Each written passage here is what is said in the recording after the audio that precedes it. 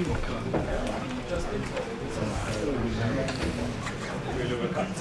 know that's one of my lectures. I get to about week 4 and I go, you know everything we've told you about today? Nah.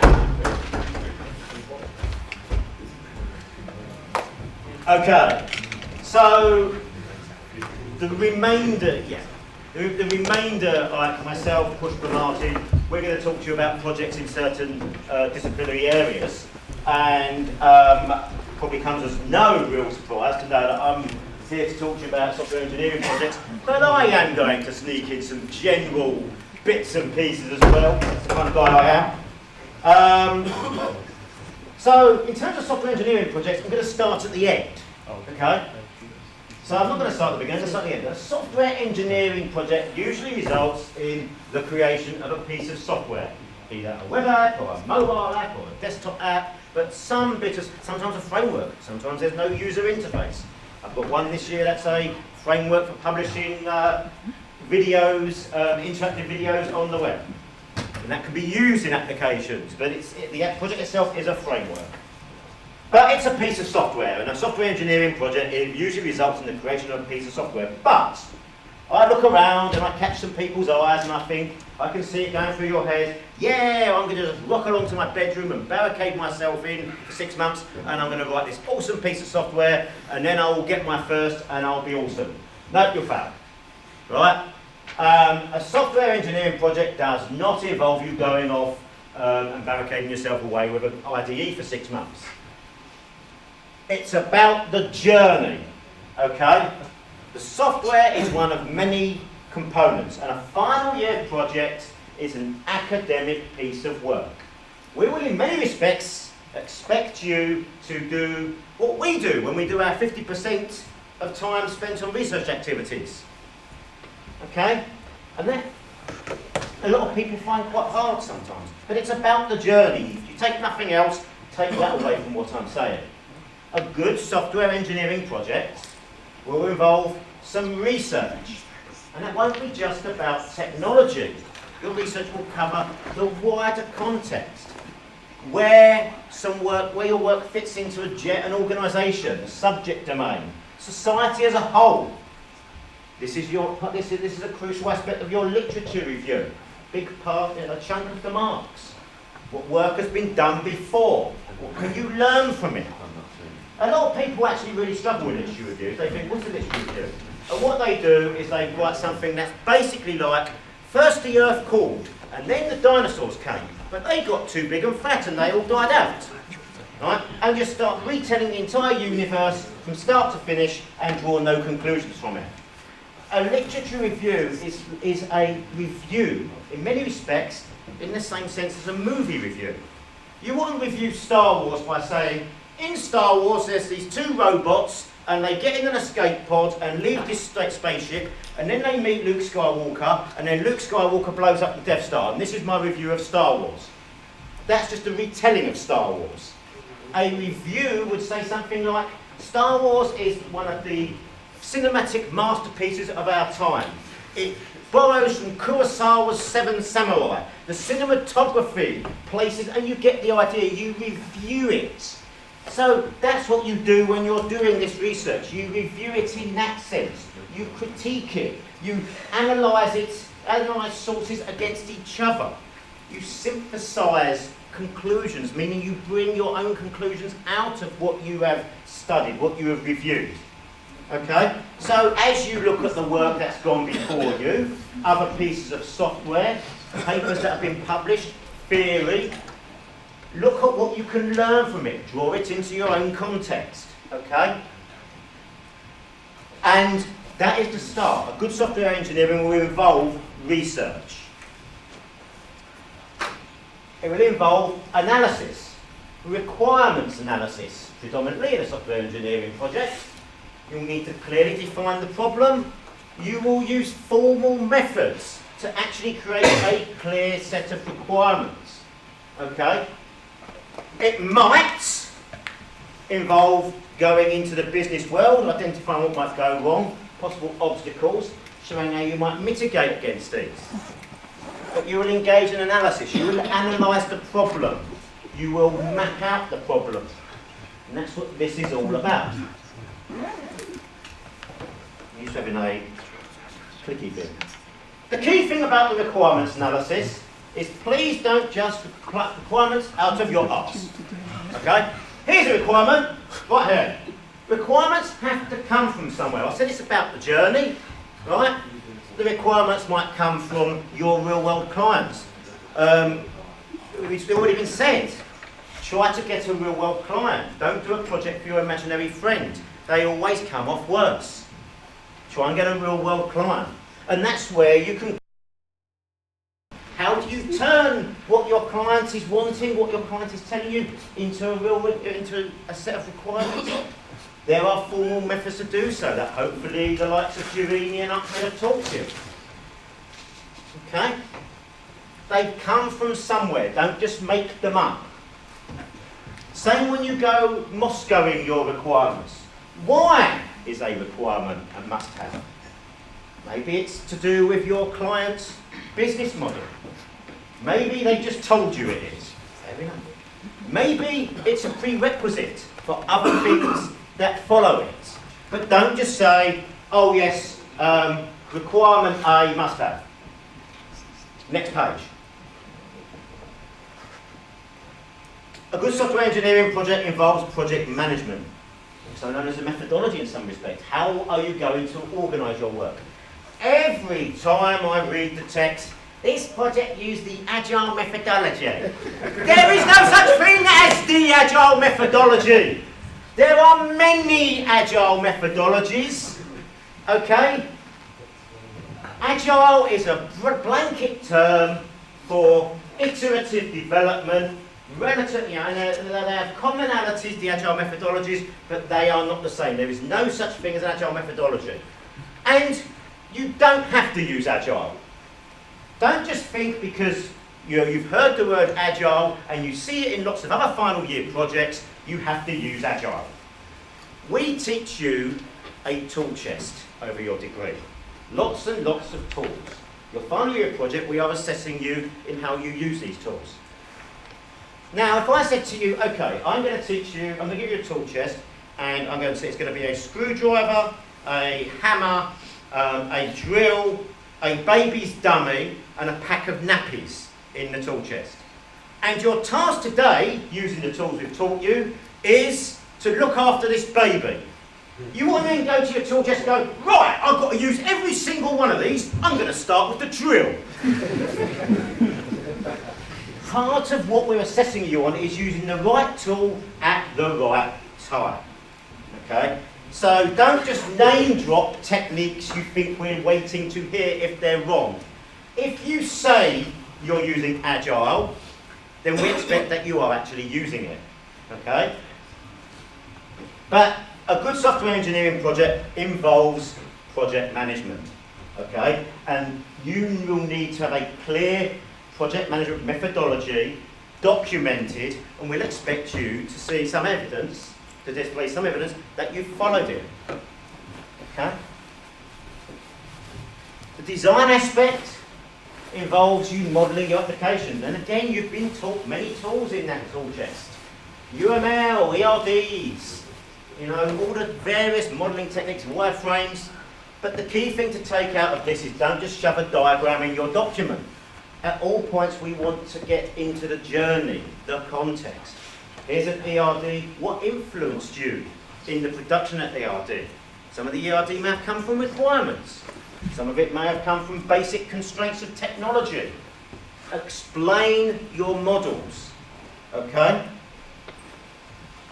And it's only at that point that you get to barricade yourself in a room and play with Visual Studio, Xcode, NetBeans, whatever. The first rule of a final year project club is that you don't start coding until you've done at least some design. The second rule of final year project club is you do no coding until you've done at least some design. Okay? I get so many students every year that come to me 2 weeks before the end of the actual project and say, I'm not sure what to put for my requirements. What? Huh? I've seen your application. Yeah, but I don't know what to put in my requirements section. Well, your requirements would be a good start. Oh, I haven't got any requirements. Well, where did the software come from then? Oh, well, I just barricaded myself in my bedroom and did exactly what you told me not to do in that second year lecture.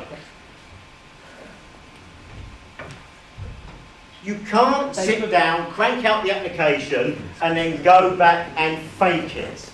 We can tell, okay? You certainly can't kill a kid, because it's exactly what I did with my master. So, okay.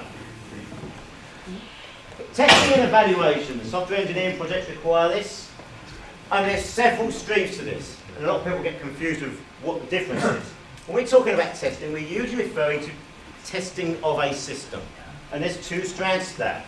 Actual system testing, is it bug-free? Is it scalable?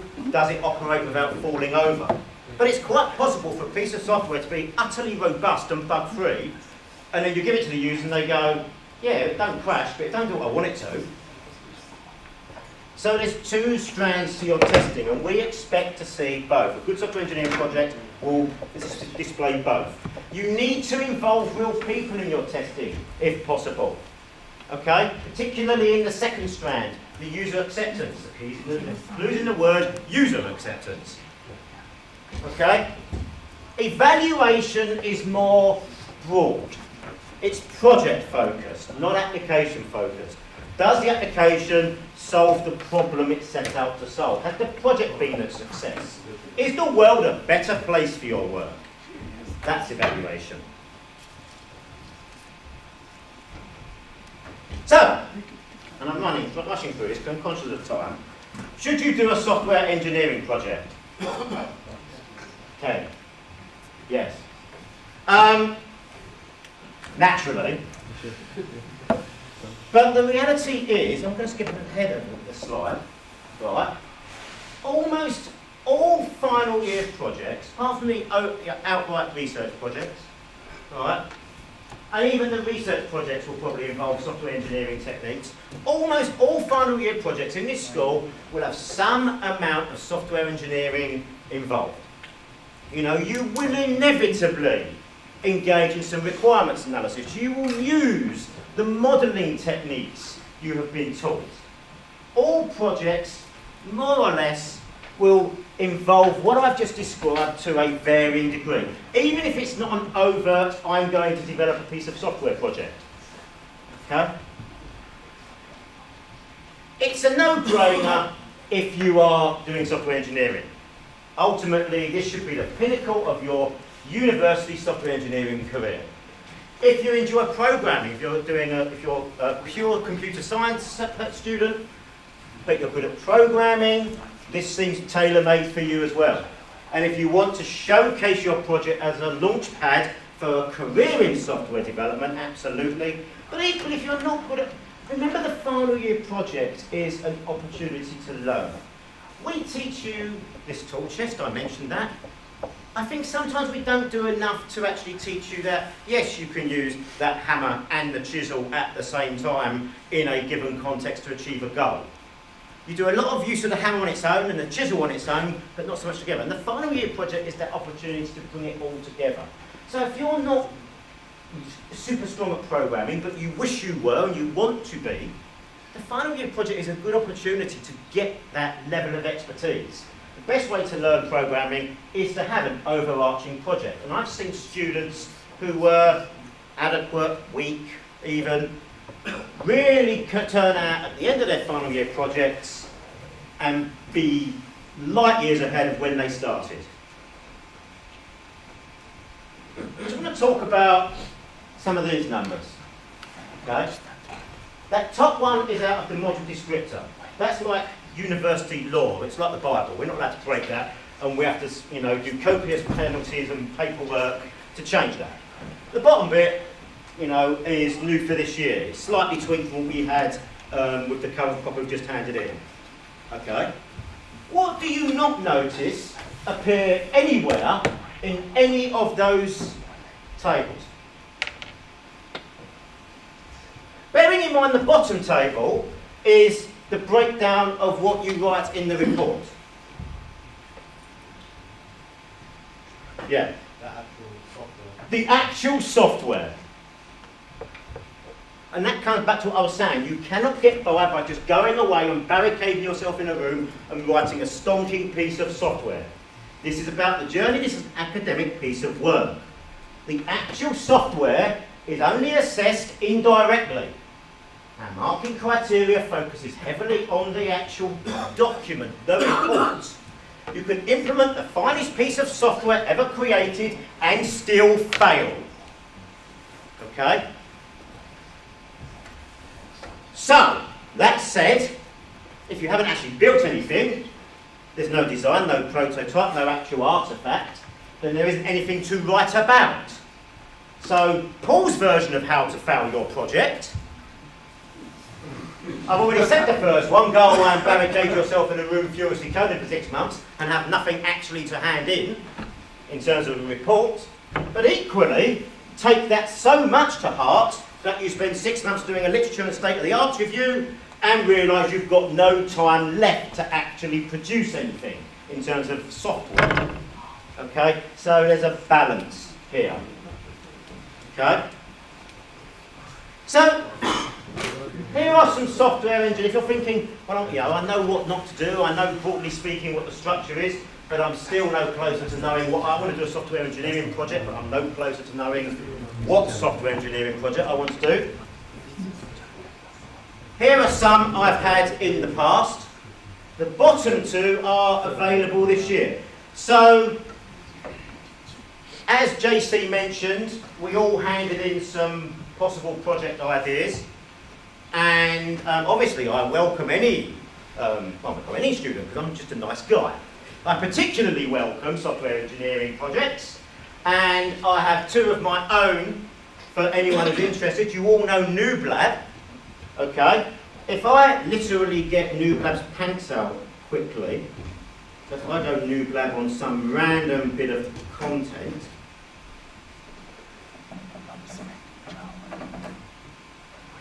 so here is a random bit of Nooblab content, which some of you might even remember. Oh, we're all getting nostalgic now. Oh, I remember that, that's lovely. If I go there, and I go there, and I zoom in on that, Nooblab content looks like that. It's predominantly HTML, and certain classes applied to HTML elements have semantic meaning within Nooblab. So, for example, this is a code bundle. When you click on Nooblab on a link in Nooblab and you get sample code, this is one of those. Let's find a medal. There we go. It's a very simple medal. Right? Just looking to detect that the output contains 54. Okay. Now, if one is familiar with this markup, one can write Nooblab content. That pretty much confines it to me and Dave Livingston to a limited degree. We would like Nooblab to be slightly more accessible than that. So, there is a final year project available to write a what you see is what you get user-friendly editor to generate that markup. Okay? And that could plausibly be a design or a build project. We could have an outright software engineer who is going to actually, would naturally gravitate to locking themselves away in a bedroom and coding it, but with all the caveats I've just given you. Or someone of a more creative ilk who wants to go maybe heavily down the user experience design route and design the editor and engage in a thorough user experience angle. Look at the actual GUI, the user experience, what would make the editor work well, what would make it accessible to someone who's a novice at designing Nooblab content. Do a thorough selection of wireframes, test those wireframes on users, do A/B testing, all that kind of stuff. So plausibly that could be a build or design project. Okay? So software engineering projects aren't just necessarily confined to the code monkeys out there. Okay? It is possible to do a software engineering design project where you design the software. You engage in requirements analysis and do the use cases and user stories and all that stuff. and you stop and then produce wireframes based on that. And you stop short of an actual fully fledged system. Maybe you do some parts of it, but you stop short of a fully fledged system because your efforts has been devoted to the design aspect, and that's perfectly fine. So I've told you, Graham, I'm not some militant coder who wants like 8 billion lines of code for every project.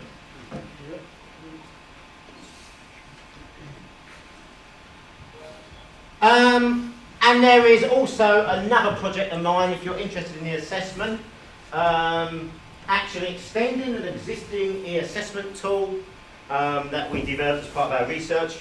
But you'll be able to see that in the when JC releases document. I won't take up any more time. Okay, but that gives you a general overview of software engineering projects, and in some respects, you know, the final year project according to Paul. And if that's something that appeals to you, you know where to find me, or indeed you can drop me an email. There is only one Paul at Kingston. Okay. Any questions? No? Stun them into silence. They look vaguely punch drunk. Okay. Martin?